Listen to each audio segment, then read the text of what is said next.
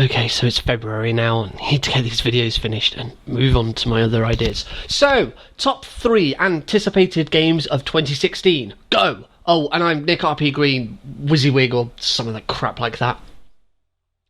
So, we've looked at my top 3 games of 2015, and that really shit one at the end. But today, let's look forward to the coming year and what delights 2016 has in store for us in the form of electronic entertainment. This is my top 3 anticipated games of 2016.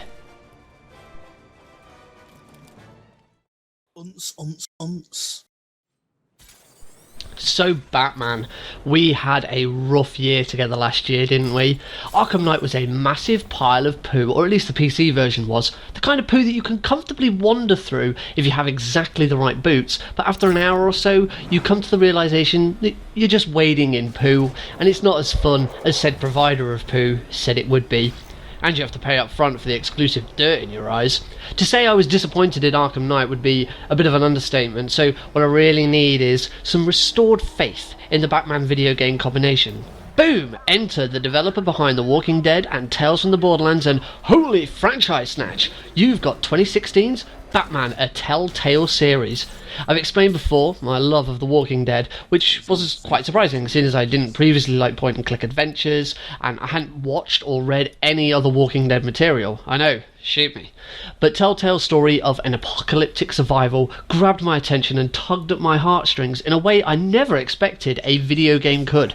I was emotionally violated, but in a good way. I recently started Tales from the Borderlands, and being a Borderlands fan, I love the game so far. Plenty of in-jokes, moments that have genuinely had me in stitches, and one particular moment in episode 2 which made me squeal like a little girl. And taking the role of 2 protagonists at the same time provides for an exciting spin as we see the story unfold from multiple accounts. So let's just say I'm damn excited for Batman. Telltale have a proven track record of spinning gold into every series. Well, okay, maybe not Minecraft story mode, but 1 out of 6 ain't bad. There's a lot of story to tell with Batman, and there's so much room for the adaptive storytelling to push the Dark Knight's actions and explore the reactions and consequences of the player's decisions.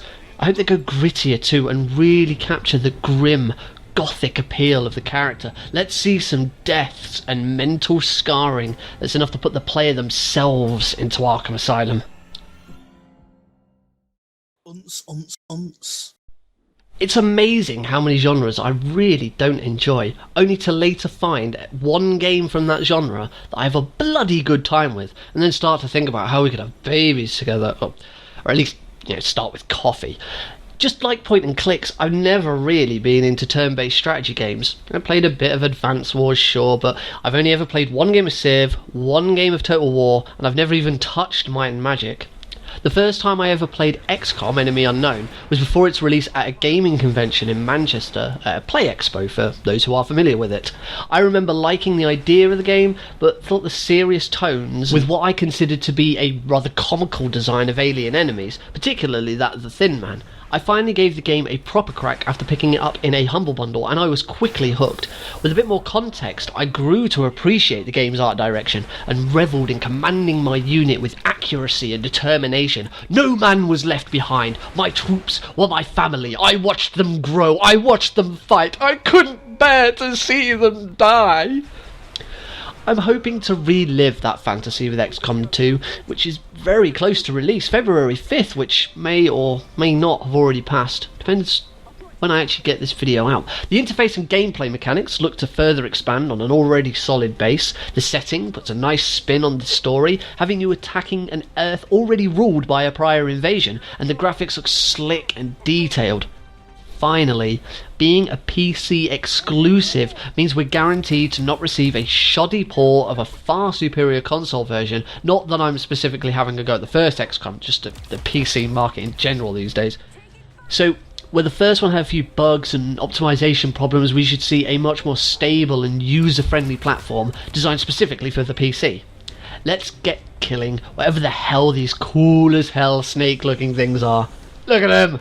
They're snake things and they look cool. I want to shoot them.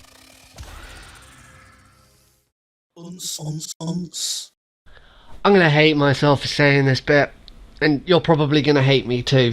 and I don't blame you for hating it. My most anticipated game of 2016 is brought to us by those folks at EA Games. Ugh.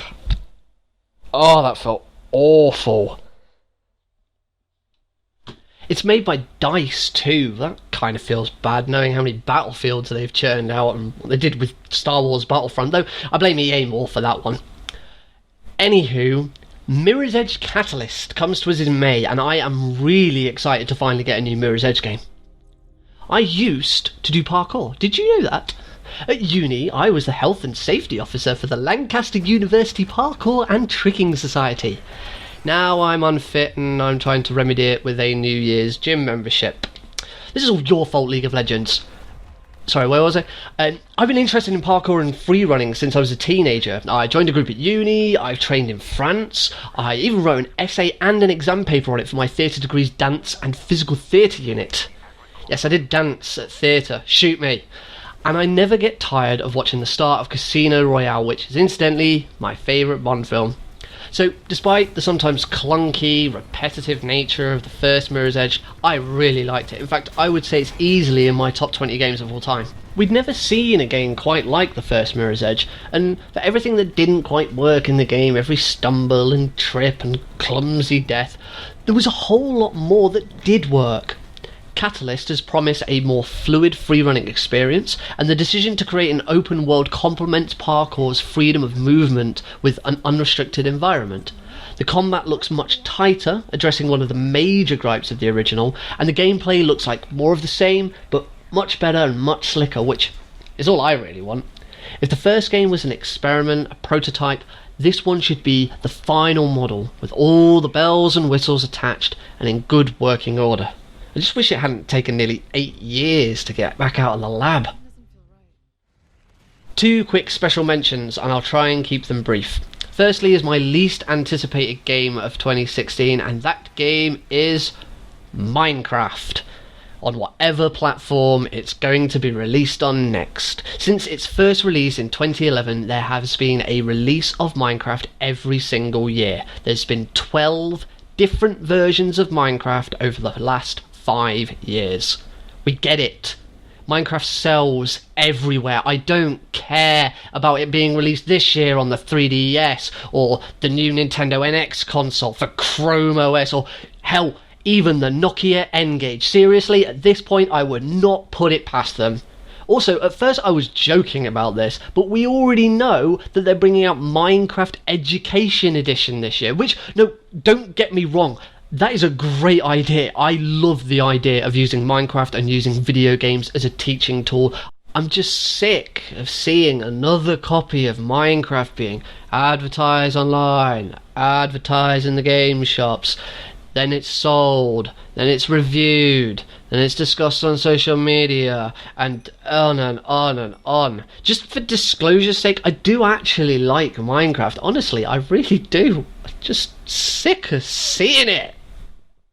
Second special mention is to a game that hasn't been announced yet. Well, it sort of hasn't been announced, and no, I am not talking about bloody Half-Life 3. Although, I would like to see some more of that Left 4 Dead 3 speculation we heard a while back. No, this one is for Gears of War 4.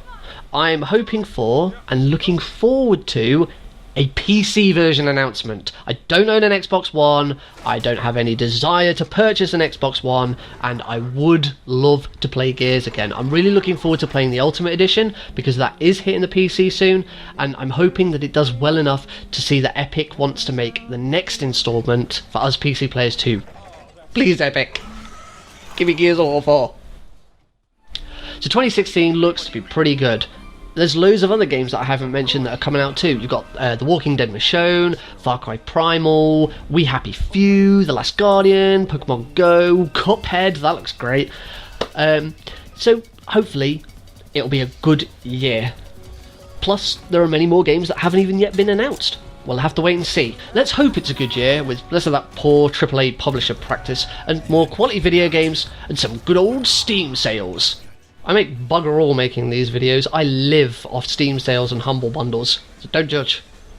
Like and subscribe if you like what you've seen, and please leave some comments. I like to have a good read now and again. My final video in this series will be looking back at 2015 once more, but in a change of normality, I'll be putting forward my top 3 movies, and I'll be giving away a DVD of a 2015 film. Want to know what it is? You'll have to watch the video.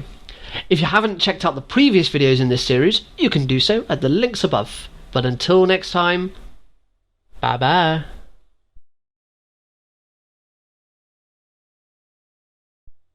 I make bugger all making these videos. I need Steam sales. I live off Steam sales and Humble Bundles. Humble Bundles? The hell are Humble Bundles?